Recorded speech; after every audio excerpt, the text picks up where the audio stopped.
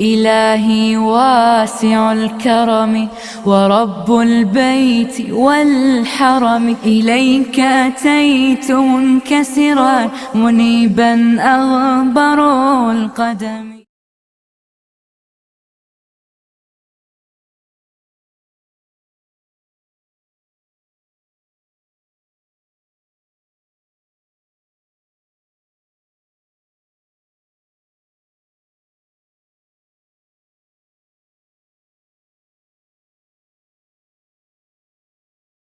السلام علیکم ورحمۃ اللہ وبرکاتہ.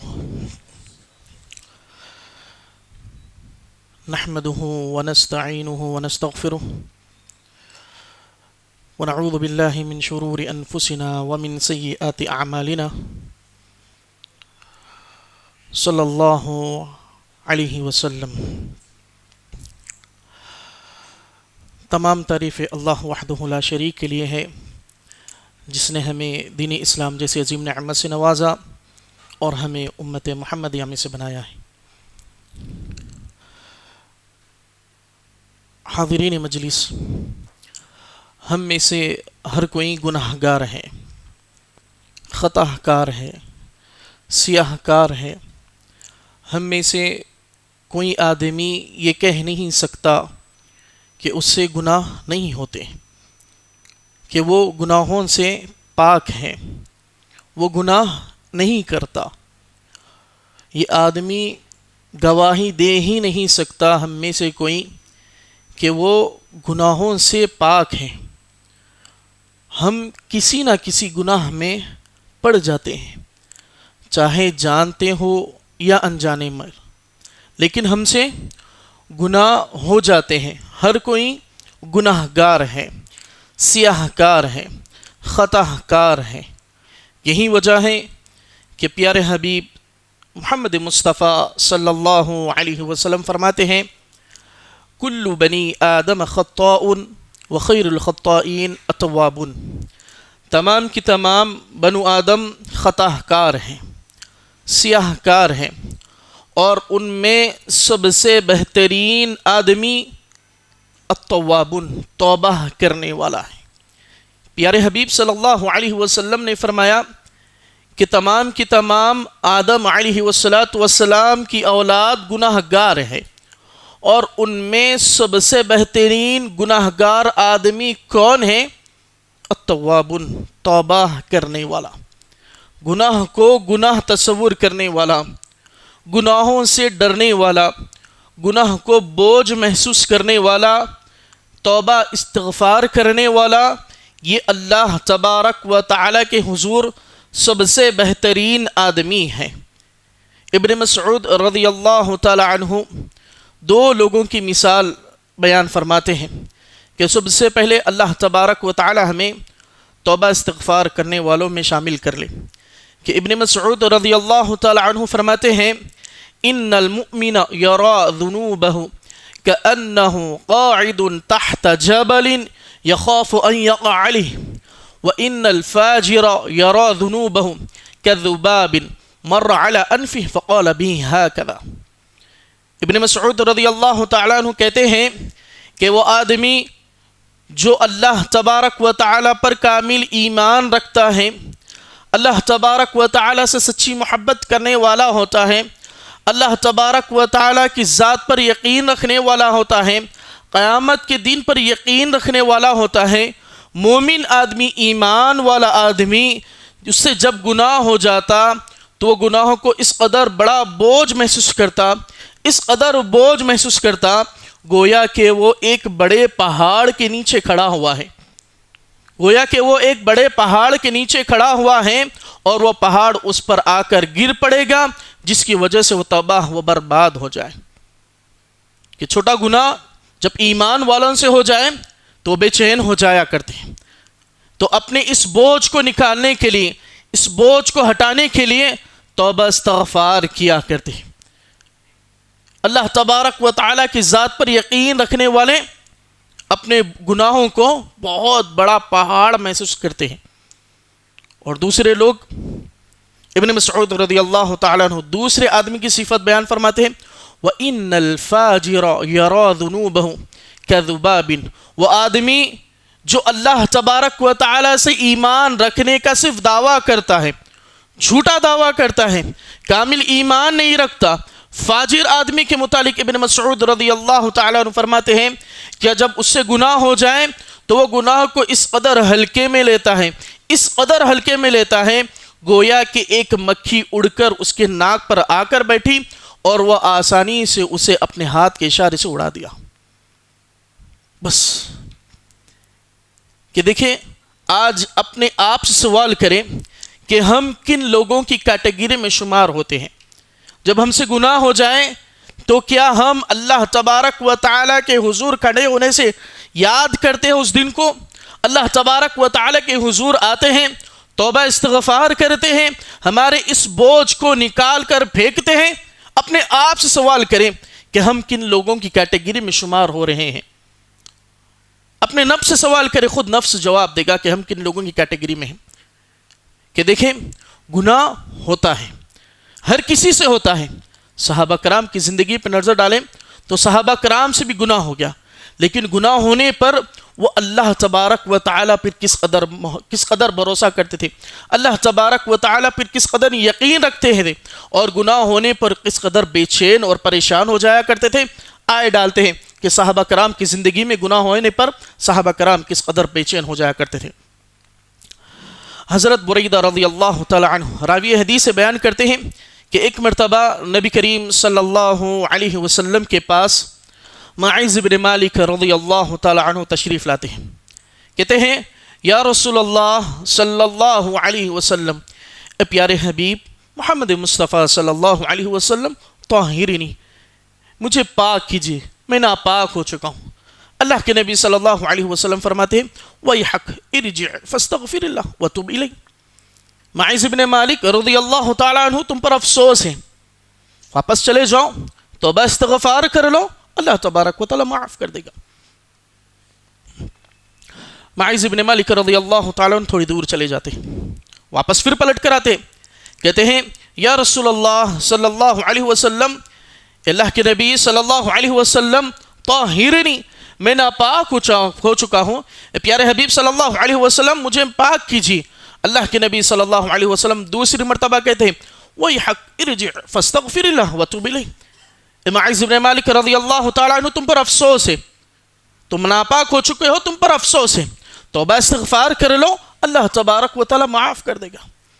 وہ دوسری مرتبہ پلٹ کر چلے جاتے ہیں، تھوڑی دور جاتے ہیں، پھر واپس پلٹ کر اللہ کے نبی صلی اللہ علیہ وسلم کے پاس آتے ہیں، پھر وہی سوال کرتے ہیں کہ اللہ کے نبی میں ناپاک ہو چکا ہوں، مجھے پاک کیجیے۔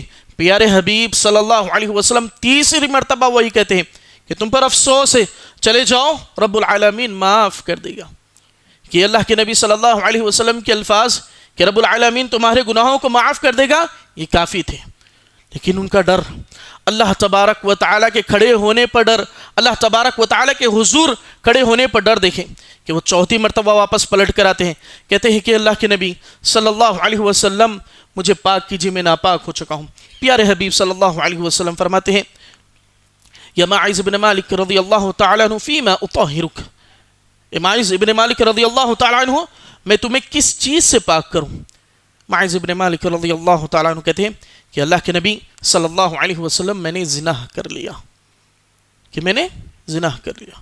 اللہ کے نبی صلی اللہ علیہ وسلم پریشان ہو جاتے ہیں، صحابہ کرام سے سوال کرتے ہیں کہ صحابہ، معاذ بن مالک رضی اللہ تعالیٰ عنہ کہتے ہیں کہ انہوں نے زنا کر لیا، کیا ان کا دماغی توازن تو برابر ہے؟ وہ پاگل تو نہیں ہو گئے؟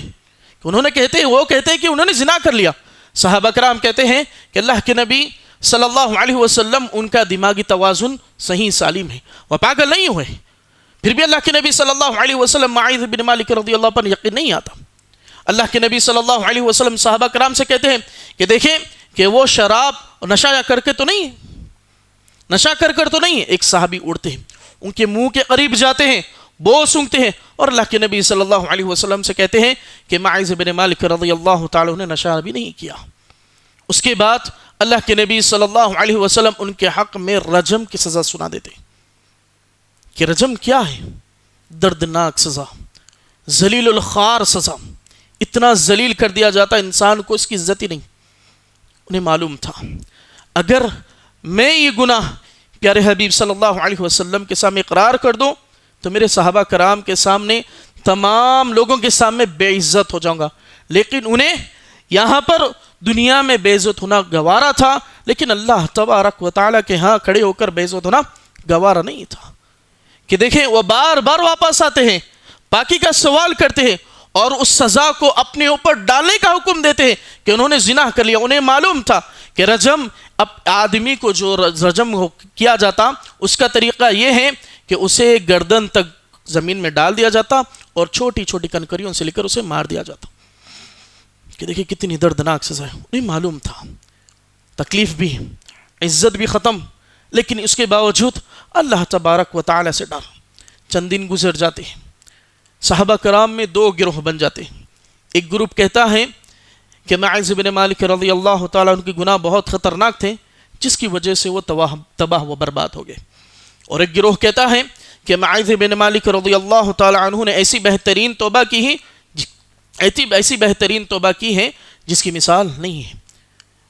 چند دنوں کے بعد پیارے حبیب صلی اللہ علیہ وسلم صحابہ کرام کی مجلس میں تشریف لاتے ہیں اور فرماتے ہیں کہ استغفروا لماعز بن مالک رضی اللہ تعالی عنہ، سلام کہتے ہیں اور کہتے ہیں کہ میرے صحابہ معاذ بن مالک رضی اللہ تعالی عنہ کے حق میں مغفرت کی دعا کریں۔ اور پیارے حبیب صلی اللہ علیہ وسلم آگے فرماتے ہیں لقد تاب توبۃ لو قسمت بین امۃ لوسعتہ، کہ دیکھیں کہ کتنی بہترین توبہ کہ اللہ کے نبی صلی اللہ علیہ وسلم فرماتے ہیں کہ معاذ بن مالک رضی اللہ تعالی عنہ نے ایسی بہترین توبہ کی ہے اگر اس توبہ کو مکمل ایک امت کے لوگوں میں تقسیم کر دیا جائے تو تمام کی تمام امت کے لوگوں کی بخشش کے لیے کافی ہو جائے۔ سبحان اللہ، کامل ایمان، اللہ تبارک و تعالیٰ کا خوف، جہنم پر یقین، جنت پر یقین، قیامت کے دن پر یقین۔ وہ جہنم جس کے متعلق اللہ کے نبی صلی اللہ علیہ وسلم فرماتے ہیں قیامت کا دن ہوگا، ابراہیم علیہ السلام اپنے نفس میں کہتے رہیں گے کہ میں اللہ تبارک و تعالیٰ سے میرے والدین کے متعلق سوال کروں گا، میں رب العالمین سے سوال کروں گا یا اللہ میرے والدین کو معاف کر دے۔ اسی دوران اللہ تبارک و تعالیٰ جہنم کو لانے کا حکم دے گا، جہنم کو لے آیا جائے گا، اور جہنم جب جہنمیوں کو دیکھیں گے میدان حشر میں تو غرانے لگیں گے، ان پر اچکنے لگے گی۔ ابراہیم علیہ السلام جب اس جہنم کو دیکھیں گے اپنے گھٹنوں کے بل گر جائیں گے اور کہیں گے کہ اللہ تبارک و تعالیٰ اس جہنم سے آج میں میرے نفس کا سوال کرتا ہوں کہ رب العالمین اس جہنم سے مجھے بچا لے۔ کہ دیکھو اس خطرناک دن کا ڈر۔ ابراہیم علیہ السلام کون؟ ابو الانبیاء، انبیاء کرام کے والد۔ کون؟ خلیل اللہ۔ اللہ تبارک و تعالیٰ نے کہا کہ وہ اللہ تبارک و تعالیٰ کے دوست تھے۔ ان کا عالم یہ ہوگا کہ اپنے گھٹنوں کے بل گر جائیں گے اور اللہ تبارک و تعالیٰ سے کہیں گے کہ میں آج میرے نفس کے علاوہ کسی اور کا سوال نہیں، میری والدین کا نہیں، میری اولاد کا نہیں، یا رب العالمین اس جہنم سے مجھے بچا لے۔ کہ دیکھیں اتنا خطرناک دن ہوگا۔ اس خطرناک دن سے بچنے کے لیے معاذ بن مالک رضی اللہ تعالی عنہ نے دنیا میں سزا پانا گوارہ کر لیا، عزت کو پامال کرنا گوارہ کر دیا، لیکن اللہ تبارک و تعالیٰ کے ہاں پاک اور صاف جانا گوارہ کیا۔ کتنی بہترین توبہ! ایک امت، مکمل امت محمد، ہم ایک امت، ایسی ایک امت کے لوگوں میں ان کی توبہ کو تقسیم کر دیا جائے تو تمام کی تمام امت کے لوگوں کی مغفرت کے لیے کافی ہو جائے۔ سبحان اللہ۔ دیکھیں کہ وہ بھی انسان تھے، ہم انسان ہیں، لیکن ہمارا ایمان صحابہ کرام جیسا مضبوط نہیں۔ ہمیں اللہ کے نبی صلی اللہ علیہ وسلم کی تعلیمات پر مکمل یقین نہیں، ہمیں اللہ تبارک و تعالیٰ کے ہاں حضور کھڑے ہونا ہے اس پر کامل یقین نہیں۔ ہونا ہے، یقیناً ہونا ہے، جیسے ہم آج بیٹھے ہوئے ہیں، یقیناً اسی طریقے سے کل قیامت کے دن بھی ہمیں کھڑے ہونا ہے، رب العالمین کے ہاں سوال جواب دینا ہے۔ رب العالمین ہم سے سوال کرے گا، گناہوں کے متعلق سوال کرے گا، ہمارے وقت کے متعلق اللہ تبارک و تعالی سوال کرے گا۔ ابھی دیکھیں کہ ہمارے پاس بہترین موقع ہے، رمضان المبارک کا مہینہ، یہ بخششوں والا مہینہ ہے، یہ اتنا عظیم مہینہ ہے جس میں اللہ تبارک و تعالی جنت کے تمام دروازوں کو کھول دیا کرتا ہے، تمام کے تمام دروازے اللہ تبارک و تعالی کھول دیتا ہے۔ اور یہی وہ عظیم مہینہ ہے جس میں اللہ تبارک و تعالی ہر رات اپنے بندوں کو جہنم سے نکال کر جنت کے حوالے کر دیتا ہے۔ کہ دیکھیں رب العالمین نے ہمیں پھر سے ایک بہترین موقع عنایت فرمایا ہے کہ رب العالمین ہمارے گناہوں کو معاف کرنے والا ہے، کہ اللہ کے سامنے آئے، توبہ استغفار کریں، یقین جانے کہ رب العالمین معاف کرنے والا ہے۔ آگے ہم اپنی بات پر بڑھتے ہیں۔ چند دن اسی طریقے سے گزر جاتے ہیں۔ حضرت بریدہ رضی اللہ تعالیٰ عنہ فرماتے ہیں کہ چند مہینے گزرنے کے بعد ایک غامدیہ قبیلے کی عورت اللہ کے نبی صلی اللہ علیہ وسلم کے پاس آتی ہے اور کہتی ہے کہ رسول اللہ صلی اللہ علیہ وسلم مجھے پاک کیجیے، میں ناپاک ہو چکی ہوں۔ اللہ کے نبی صلی اللہ علیہ وسلم وہی کہتے ہیں کہ واپس چلے جاؤ، توبہ استغفار کر لو، اللہ تبارک و تعالی معاف کرنے والا ہے۔ وہ کہتی ہیں کہ کیا اللہ کے نبی صلی اللہ علیہ وسلم آپ بھی میرا معاملہ معیذ بن مالک رضی اللہ تعالیٰ جیسا کرنا چاہتے ہیں؟ اللہ کے نبی صلی اللہ علیہ وسلم کہتے ہیں کہ تیرا لینا معیذ بن مالک رضی اللہ تعالیٰ سے کیا ہے؟ وہ کہتی ہیں کہ میں حاملہ انہی کی وجہ سے ہوئی ہوں۔ اللہ کے نبی صلی اللہ علیہ وسلم کہتے ہیں کہ جب بچہ جن دے تب آنا۔ روایتوں میں آتا ہے کہ وہ عورت اپنے بچے کو جنم دیتے ہی فوری ایسی کچا بچہ اپنے ہاتھ میں ایک کپڑے میں لپٹ کر فوری اللہ کے نبی صلی اللہ علیہ وسلم کے پاس آتی، کہتی ہے کہ رسول اللہ صلی اللہ علیہ وسلم آپ نے کہا تھا کہ بچے کو جنم دے دیں، تب آنا، میں نے بچے کو جنم دے دی، اب مجھ پر سزا نافذ کر دے۔ اللہ کے نبی صلی اللہ علیہ وسلم بچے کو ایک صحابی کے حوالے کر دیتے ہیں اور اسے بھی رجم کی سزا سنا دی جاتی ہے، رجم کیا جاتا ہے۔ اسی دوران خالد بن ولید رضی اللہ تعالیٰ عنہ آتے ہیں اور ایک بڑا پتھر اٹھاتے ہیں، اس کے چہرے پر مار دیتے ہیں۔ اس کے چہرے پہ مارنے کی وجہ سے اس کے خون کے قطرے خالد بن ولید رضی اللہ تعالیٰ عنہ کے لباس پہ لگتے ہیں، جس کی وجہ سے وہ کہتے ہیں کہ کتنی بدترین لوگ ہیں، کتنی غلیظ عورت کا خون مجھ پر آ کر گرا۔ اللہ کے نبی صلی اللہ علیہ وسلم فرماتے ہیں مہلا یا خالد فوالذی نفسی بیدی لقد توبتا لو قسمت بین صاحب مقسن لغفر لهم۔ خالد بن ولید رضی اللہ تعالیٰ عنہ کہتے ہیں کہ خالد خبردار ہو جاؤ، اللہ کی قسم اس عورت نے ایسی بہترین توبہ کی ہے کہ اگر اس کی توبہ کو ایک جابر حکمران، زبردستی ٹیکس حاصل کرنے والا حکمران کے حق میں بھی دی جائے تو اس کی مغفرت کے لیے کافی ہو جائے۔ کہ دیکھیں صحابہ کرام کس قدر توبہ کیا کرتے تھے، صحابہ کرام اللہ تبارک و تعالیٰ سے کس قدر ڈرا کرتے تھے۔ گناہ ہونے پر نیکی کر لیں، اللہ تبارک و تعالیٰ گناہوں کو مٹا دیتا ہے۔ اور یہ توبہ استغفار کرنا یہ عام لوگوں کی صفت نہیں ہے، توبہ استغفار کرنا انبیاء کرام کی صفت ہے، توبہ استغفار کرنا انبیاء کرام کی صفت ہے۔ اللہ تبارک و تعالیٰ آدم علیہ السلام کے متعلق اپنے کلام میں بیان فرماتا ہے، خود آدم علیہ السلام فرماتے ہیں ربنا ظلمنا انفسنا وان لم تغفر لنا وترحمنا لنكونن من الخاسرین۔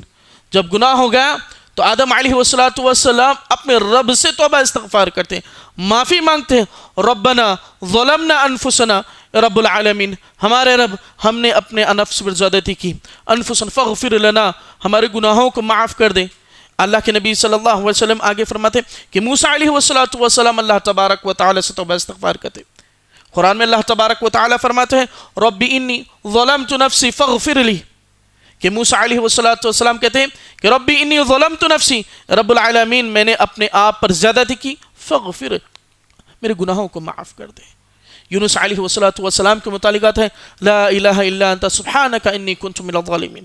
ابو ہریرہ رضی اللہ تعالیٰ عنہ فرماتے ہیں کہ پیارے حبیب صلی اللہ علیہ وسلم جب ایک مجلس میں بیٹھ کر اڑتے اتنی دیر میں 100 مرتبہ اللہ تبارک و تعالیٰ سے توبہ استغفار کرتے، 100 مرتبہ اللہ کے نبی صلی اللہ علیہ وسلم اللہ تبارک و تعالیٰ سے توبہ استغفار کرتے۔ راوی حدیث آگے اور ایک حدیث میں اللہ کے نبی صلی اللہ علیہ وسلم کے متعلق ابو ہریرہ رضی اللہ تعالیٰ عنہ فرماتے ہیں کہ نبی کریم صلی اللہ علیہ وسلم کثرت سے یہ دعا پڑھا کرتے، ربی اغفر لی وتب علی انک انت التواب الغفور الرحیم، کہ اللہ کے نبی صلی اللہ علیہ وسلم کثرت سے توبہ استغفار کیا کرتے کہ دیکھیں کہ رب العالمین غفور و رحیم ہے، ہمارے گناہوں کو معاف کرنے والا ہے، ہماری بخشش کرنے والا ہے۔ اللہ تبارک و تعالی اپنے کلام میں گناہگار بندوں کو مخاطب ہو کر کہتا ہے، قل یا عبادی الذین اسرفوا علی انفسہم لا تقنطوا من رحمت اللہ ان اللہ یغفر الذنوب جميعا انہ هو الغفور الرحیم۔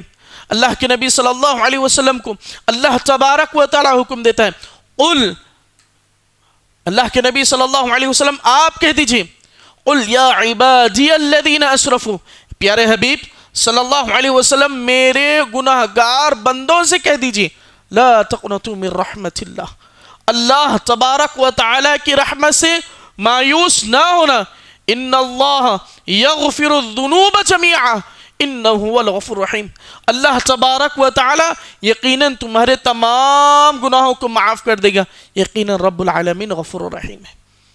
اور ایک مقام پر اللہ تبارک و تعالی فرماتا ہے، وَمَن يَعْمَلْ سُوءًا أَوْ يَظْلِمْ نَفْسَهُ ثُمَّ اسْتَغْفِرِ اللَّهَ يَجِدِ اللَّهَ غَفُورًا رَحِيمًا، جو آدمی وَمَن يَعْمَلْ سُوءًا أَوْ يَظْلِمْ نَفْسَهُ، وہ کوئی لوگ جو اپنے آپ پر زیادتی کرنے والے ہیں، اپنے آپ پر گناہوں کی وجہ سے زیادتی کرنے والے ہیں، ظلم کرنے والا ہے، ثم استغفر اللہ، گناہ کرنے کے بعد اللہ تبارک و تعالیٰ کے حضور آ کر، اللہ تبارک و تعالیٰ کے سامنے آ کر ثم استغفر اللہ، توبہ استغفار کر لے، اللہ تبارک و تعالیٰ فرماتا ہے ثم استغفر اللہ یجد اللہ غفور الرحیم، اس وقت اللہ تبارک و تعالیٰ کو غفور الرحیم پاؤ گے۔ کہ دیکھیں یہ اتنا عظیم مہینہ اللہ تبارک و تعالیٰ نے ہمیں پھر اسے نصیب فرمایا، یہ بخششوں والا مہینہ ہے، کثرت سے عبادت کرنے والا مہینہ ہے، کثرت سے توبہ استغفار کرنے والا مہینہ ہے۔ کہ دیکھیں کہ ہمارے پاس، ہمارے محلوں میں، ہمارے ساتھ گزرے ہوئے سال میں کوئی لوگ موجود تھے لیکن آج ہمارے ساتھ موجود نہیں، کیا پتا کہ ہم آنے والے ساتھ موجود ہو یا نہ ہو، لیکن اللہ تبارک و تعالیٰ نے ہمیں آج موقع دیا۔ اس موقع کو غنیمت جانتے ہوئے اللہ تبارک و تعالیٰ سے کثرت سے توبہ استغفار کریں، اس لیے کہ خود رب العالمین کا وعدہ ہے کہ جب ہم پر ظلم، ہم خود ظلم کرنے والے ہیں، کہ ہم ظلم کر لیں اپنے آپ پر، توبہ استغفار کر لیں کہ یجد اللہ غفور الرحیم، توبہ استغفار کے لیے رب العالمین کے حضور آ جائیں کہ رب جب اللہ تبارک و تعالیٰ کو غفور الرحیم پاؤ گے۔ آخر میں اللہ تبارک و تعالیٰ سے دعا ہے کہ رب العالمین تمام کو رمضان المبارک کا مہینہ جس کو جس طریقے سے گزارنا ہے ویسے گزارنے والا بنائے۔ اللہ تبارک و تعالیٰ ہم تمام کو کثرت سے عبادت کرنے والا اور اللہ تبارک و تعالیٰ سے دعائیں کرنے والا، اور اللہ تبارک و تعالیٰ ہم تمام کے مسائل کو آسان کر دے۔ اللہ تبارک و تعالیٰ ہم تمام کی عبادتوں کو قبول فرمائے، آمین۔ جزاک اللہ خیر۔ السلام علیکم ورحمۃ اللہ وبرکاتہ۔